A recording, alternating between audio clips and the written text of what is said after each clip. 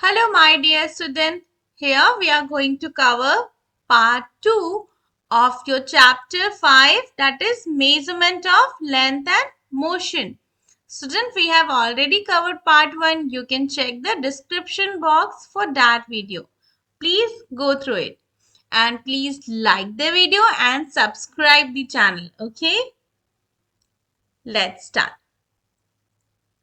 Here we have a summary which we have covered in our part 1.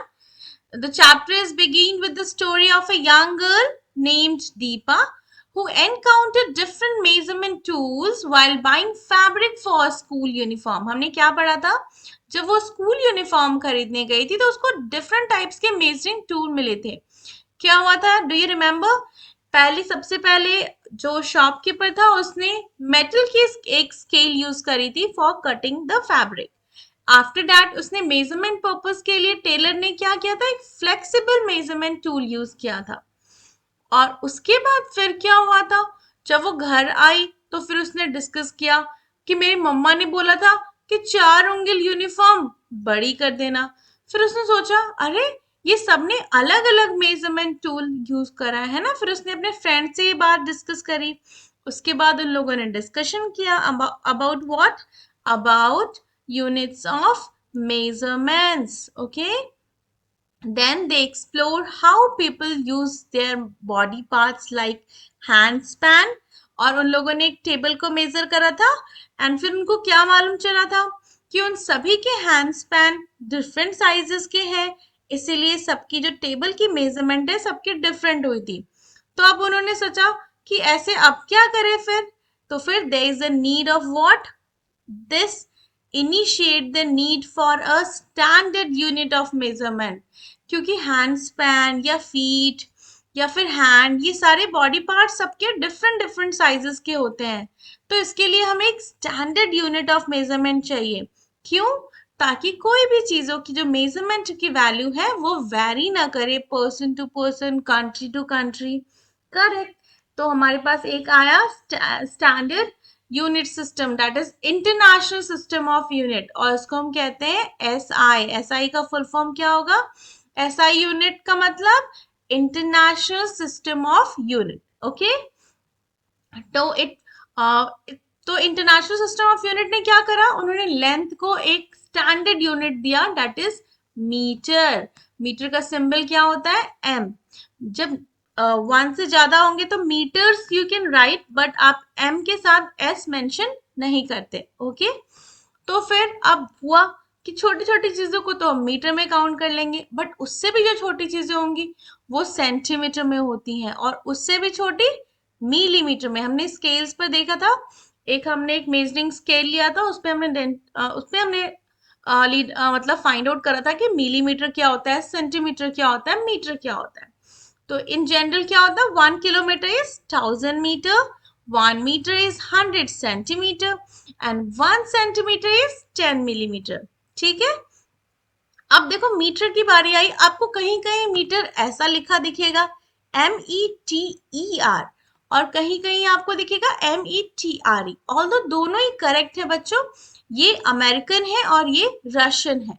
तो हम लोग Russian use करते हैं, तो you have to use what? METRE. Okay, although correct दोनों है, बट आपको यूज ये करना है. ठीक है. ओके, तो फिर उसके बाद क्या हुआ? उसके बाद हम लोगों ने क्या पढ़ा कि जो हम लोग मेजरमेंट करते हैं उसकी प्रॉपर टेक्निक क्या है. टेक्निक इन द सेंस की आई पोजीशन क्या होनी चाहिए, स्केल को कैसे प्लेस करना है, कर्व्ड ऑब्जेक्ट को कैसे फाइंड आउट करना है. उसके बाद हमारे पास फ्लेक्सिबल टेप, मेजरिंग टेप क्यों होती है. उसके बाद फिर हमने कॉन्सेप्ट पढ़ा था व्हाट? रेफरेंस पॉइंट का, कि हमें हमें किसी भी चीज को मेजरमेंट या फिर किसी पर्टिकुलर ड्राइंग पर्पस से रेफरेंस पॉइंट की क्यों जरूरत पड़ेगी, है ना.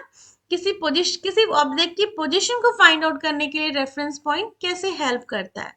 तो इसके बारे में हमने पढ़ा था. अब हम लोग नेक्स्ट पढ़ते हैं. Okay, let's initiate. Here we have a moving thing. देखो अभी तक हमने जो पढ़ा वो स्टेशनरी चीज है, जो मतलब जो एट रेस्ट पोजीशन पे है उसके बारे में पढ़ा. अब हम लोग मूविंग थिंग के बारे में, थिंग्स के बारे में पढ़ते हैं.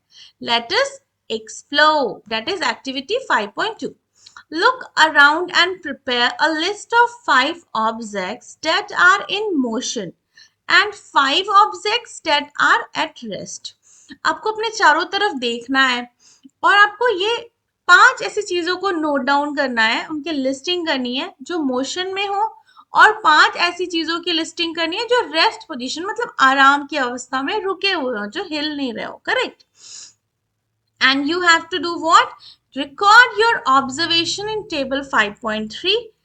Think about how you decided whether an object was in motion or at rest.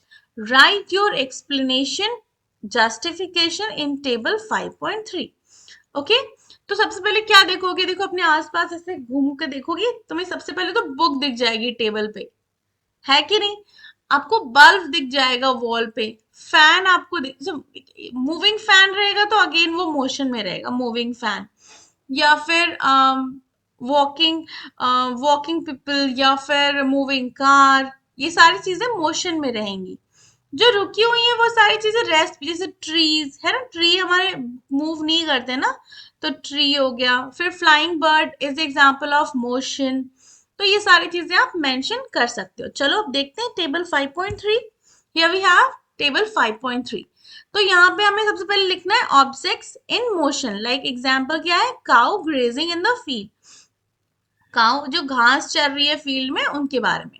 Justification आप क्या दोगे? जस्टिफिकेशन में आप मेंशन कर सकते हो कि जब आप खड़े हो एक पर्टिकुलर पोजीशन पे तो आपको दिख रहा है कि गाय आगे मूव कर रही है, मतलब उनसे डिस्टेंस इंक्रीज होता चला जा रहा है ना. तो आपने आपने जब भी मूविंग को आपको डिफाइन करना होगा तो आपको एक रेफरेंस पॉइंट हमेशा ही कंसिडर करना होगा. करेक्ट. अब जैसे आप रेस्ट को मेंशन करोगे तो आप लिख सकते हो कि जब मैं जहाँ पे हूँ हमारा डिस्टेंस वेरी नहीं कर रहा है ना. हमेशा एक रेफरेंस की हेल्प से आप मेंशन कर सकते हो कि काऊ के साथ या तो डिस्टेंस इंक्रीज हो जाएगा विद टाइम या तो डिक्रीज हो जाएगा, बट ट्री के साथ जब डिस्टेंस एज इट इज रहेगा तो आप अपने आप को कांस्टेंट रखोगे, मतलब आप एक जगह स्टैंड स्टिल खड़े रहोगे और फिर अपने आप को एज अ रेफरेंस कंसिडर करोगे और फिर आप डिफाइन करोगे एज अ जस्टिफिकेशन कि विद द टाइम यहाँ पे कोई वेरिएशन नहीं हुआ डिस्टेंस का, तो वो चीज रेस्ट पे है. जहां पे डिस्टेंस में वेरिएशन हुआ, लाइक घट गई या बढ़ गई डिस्टेंस, तो फिर वो मोशन में. करेक्ट. अब और एग्जाम्पल क्या हो सकता है? फॉर एग्जाम्पल देखो, मोशन में देखो, car driving on the road, a person walking, bird flying in the sky, leaf falling from a tree, parked bicycle, lamp on the desk, book on the table, chair in the room. Correct. इस तरह से बहुत सारे examples हैं. Justification में आप simple सा justification mention कर सकते हो, like an object is said to be in motion if its position changes with respect to the reference point with time. Correct. कि आपने देखा कि मेरे मेरे खुद के रेफरेंस में वो चीजें मूव नहीं कर रही है. करेक्ट. तो वो आप मेंशन कर सकते हो. और आप रेस्ट में क्या करोगे? If an object is not changing its position with respect to the reference point with time, it is said to be at rest. ये आप मेंशन कर लोगे. Correct. Compare and analyze your justification. How can one decide if an object is in motion or at rest? तो बच्चों यही example है कि आप खुद को as a reference point consider करोगे, फिर ये देखोगे कि विद द टाइम वो आपका जो डिस्टेंस है, उसकी जो पोजीशन है, वो चेंज हो रही है या नहीं हो रही है. जहां चेंज नहीं होगी वो थिंग एट रेस्ट होगा, जिसकी पोजीशन चेंज हो रही होगी वो आपके मोशन में होंगे. ओके. तो फिर आप क्या कहोगे एग्जाम्पल के लिए? An object is said to be in motion if its position changes with time relative to a reference point. Reference point के रिस्पेक्ट में उसकी जब पोजीशन चेंज हो रही है. For example, the car, person, fan, bird and leaf are moving, so their position are changing concerning nearby stationary object. Okay. और आप उसमें कैसे रेस्ट वाले के लिए क्या लिखोगे? N object is set is at rest if its position does not change over time relative to a reference point. The chair, parked bicycle, lamp, book, and the tree are stationary, meaning their position remain unchanged over time with respect to their surroundings. isn't it? Okay, chalo next एक. Deepa looked around her in the bus and noticed that all the passengers were seated. उसने अपने चारों तरफ बस में देखा और देखा कि सारे पैसेंजर मतलब सारे लोग बैठे हुए जो भी बैठे हुए पैसेंजर सब के सब बैठे हुए. She looked around again after a minute and found them still occupying their seats. एक मिनट के बाद उसने फिर से दोबारा देखा देखा कि यार सबके सब अपनी सीट्स पर बैठे हुए हैं सबने ऑक्युपाई कर रखा है. She wondered, are they moving?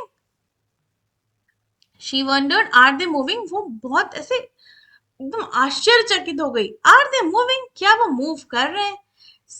She concluded that the position of the passenger was not changing with time. फिर उसने conclude किया कि पोजीशन ऑफ द जहां पैसेंजर जहां बैठे हैं वो वही है मतलब टाइम के साथ उनकी पोजीशन चेंज नहीं हो रही है. Therefore, they were certainly at rest. इसका मतलब वो certainly मतलब वो वहां पे रेस्ट पोजीशन पे उसने ऐसा कंक्लूड किया. क्यों? क्योंकि विद टाइम उनकी पोजीशन चेंज नहीं हो रही है. अब देखो, however when she looked outside जब उसने बाहर देखा तब क्या हुआ? She felt that they were in motion as their position were changing with respect to the things outside. आया समझ में बच्चों? आप किस चीज को रेफरेंस ले रहे हो ये बहुत इंपॉर्टेंट है. जब उसने खुद का रेफरेंस लिया था तो क्या हुआ था? जब उसने खुद का रेफरेंस लिया था तो पोजीशन चेंज नहीं हो रही थी पैसेंजर्स की. तो उसको लगा कि अच्छा इसका मतलब वो रेस्ट पे है. बट जब उसने आउटसाइड देखा बस के विंडो के बाहर उसने देखा अरे सबकी पोजीशन चेंज हो रही है. जो बाहर जो पेड़ पौधे लगे हैं जो जो टास हैं जो पोल हैं वो सब एज इट इज खड़े हैं और सबकी पोजीशन भी चेंज हो रही है. इसका मतलब कि वो मोशन में है. तो फिर अब क्या डिसाइड करोगे? It means the reference point is important in deciding whether an object is at rest or in motion. If Deepa considered herself or the bus as the reference point, then passenger were at rest. क्योंकि वो भी passenger के साथ move कर रही है. दोनों के दोनों जब मूव कर रहे हैं विद द सेम वेलोसिटी, ये हम लोग बाद में पढ़ेंगे, but with the same speed, इसका मतलब वो कांस्टेंट है. कांस्टेंट है मतलब एट रेस्ट पोजीशन पे. But however if she considered any object outside the bus like say a building, उन्हें बिल्डिंग यदि देखते हैं as a reference point, then the passenger and the bus were in motion. आया समझ में बच्चों? बहुत सिंपल सा एग्जाम्पल है. ओके यदि हम लोग किसी बिल्डिंग को या बस के बाहर पेड़ पौधे को as a reference point consider करेंगे तो बस और सारे पैसेंजर इवन दीपा भी मोशन में ही थी. ओके चलो नेक्स्ट देखते हैं. Okay suppose you are travelling in on a ship. Sorry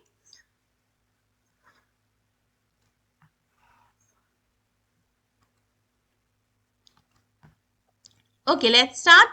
Suppose you are traveling on a ship which is moving at a constant speed along a straight line on a calm sea. Suppose there is no window on the ship. Is there any way that you can determine whether the ship is moving or is stationary? Stationary is मतलब at rest, okay? तो अब देखो suppose करो आप ship के ऊपर travel कर रहे हो एकदम कांस्टेंट स्पीड से जा रही है मतलब उसमें कोई मूवमेंट बहुत आपको फील नहीं हो रहा है एकदम स्मूथली आपकी जो शिप है वो चल रही है एकदम काम सी है मतलब वहां पे लहरें भी बहुत ज्यादा नहीं है. लहरें उठेंगी तो ऑब्वियस है कि आपका जो शिप है वो ऐसे ऐसे फ्लक्चुएट करेगा है ना. तो वो कोई एकदम काम है एकदम मोशन एकदम सिंपल है और कोई आपको विंडो भी नहीं है जिससे आपको पता चले कि हाँ आप पानी के साथ मूव कर रहे हो. आप शिप के अंदर हो. तो is there any way you can determine whether ship is moving? सोचो और सोच के बताओ.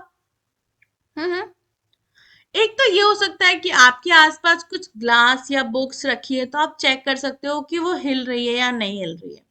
और कोई चीज सोचो। विंडो भी नहीं है, मतलब शिप के अंदर होगा ना, आप आसमान देख के बता सकते हो, यदि नाइट का टाइम हुआ तो आप तारों को देख के बता सकते हो कि मूव कर रहा है, बट वो भी नहीं है। तब बताओ, is there any way? No, यहाँ पे कोई वेरिएशन नहीं होगा, तो आप क्या आंसर लिख सकते हो?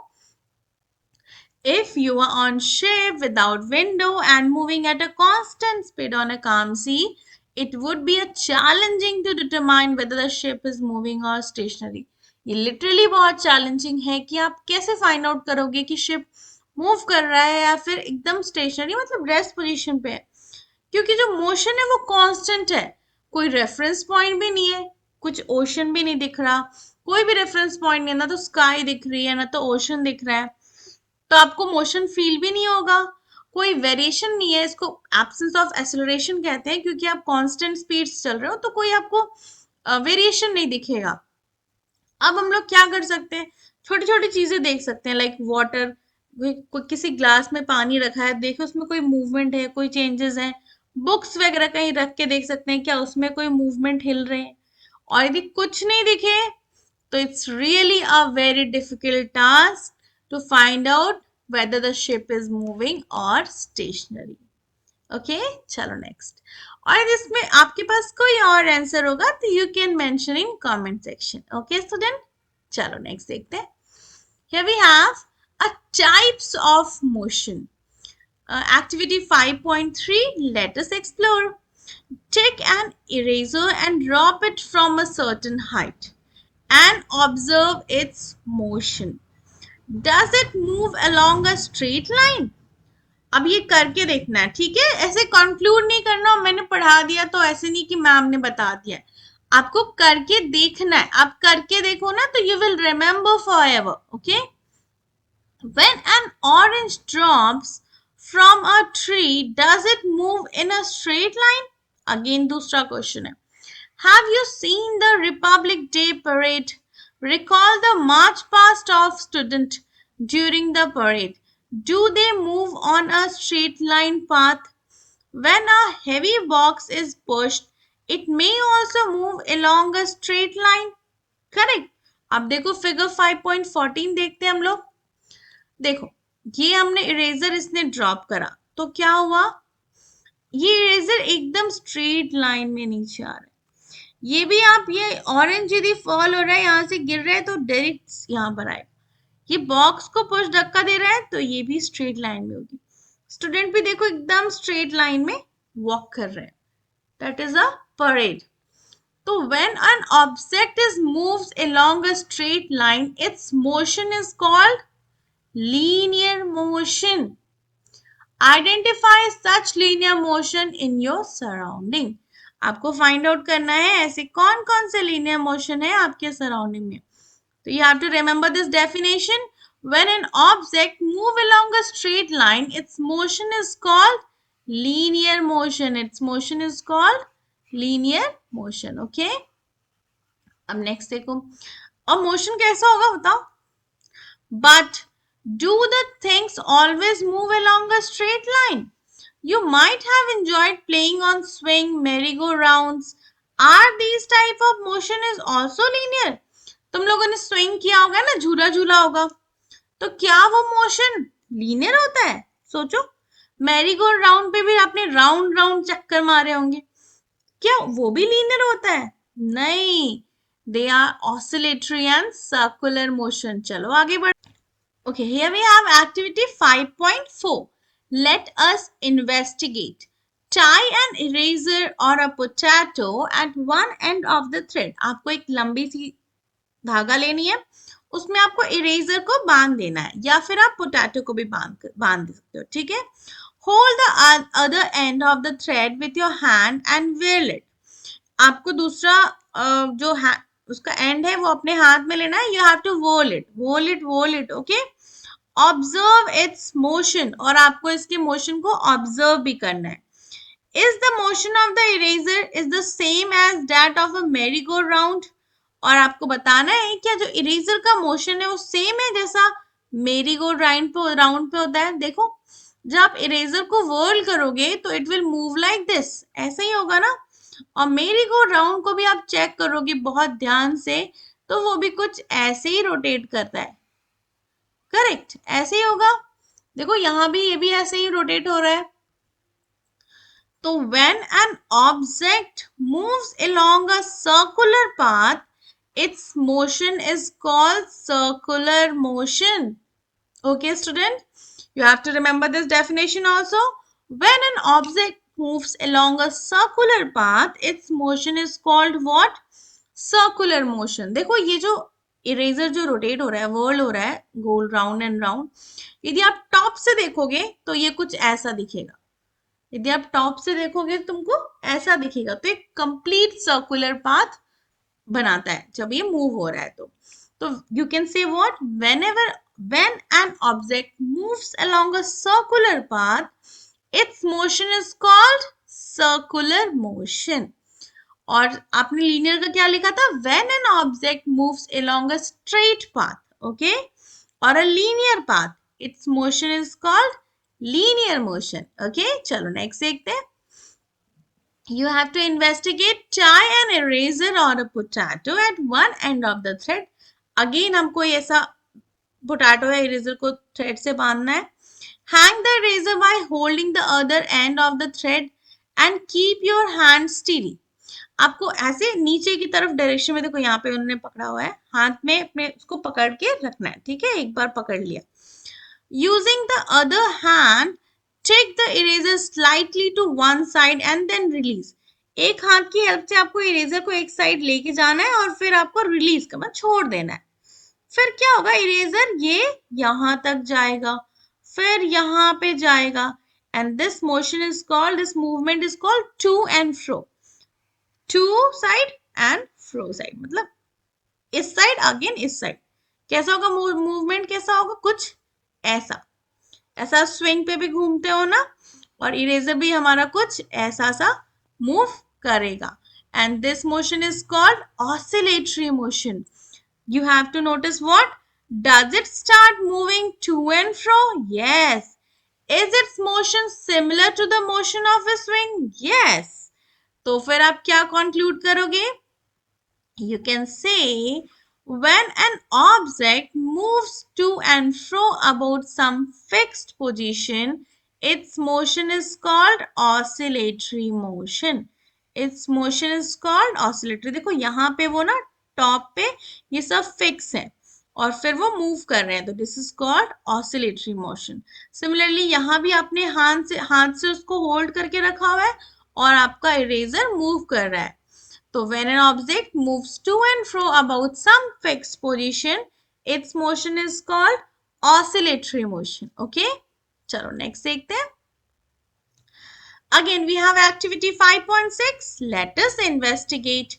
Take a thin metal strip of about 50 centimeter long. Okay? ये लंबा होना बहुत जरूरी है. Okay? Hold its one end pressed to a table. You may use some or few books or a brick to hold it. उसके उसके एक and को आपको टेबल पे रखना है और उसके ऊपर आप बुक्स या ब्रिक रख सकते हो ताकि वो आराम से रुका रहे, नीचे ना गिरे। एंड सेकेंड आपको क्या करना है, press the free end of the strip slightly and let it go. आपको थोड़ा सा उसका जो नेक्स्ट एंड है, दूसरा जो उसका सिरा है, उस पर ऐसे हल्का सा प्रेशर देना है। And you have to do what? Observe the motion of this end of the strip. यदि आप नोटिस करोगे तो ये भी अगेन आप एक बार नीचे की तरफ करोगे तो ये फिर ऊपर जाएगा, फिर नीचे आएगा, फिर ये अगेन ये टू एंड फ्रो मोशन में रहेगा। ये आपकी मेटल की स्ट्रिप है। तो does it moves up and down? This is also an example of oscillatory motion, क्योंकि देखो आपने ये फिक्स एंड कर दिया और फिर वो यहाँ पे रोटेट कर रहा है up and down, up and to and fro. Correct? तो this motion is also called oscillatory motion. you have to just remember this. Okay, चलो नेक्स्ट देखते हैं। If an object repeats its path after a fixed interval of time, its motion is said to be periodic.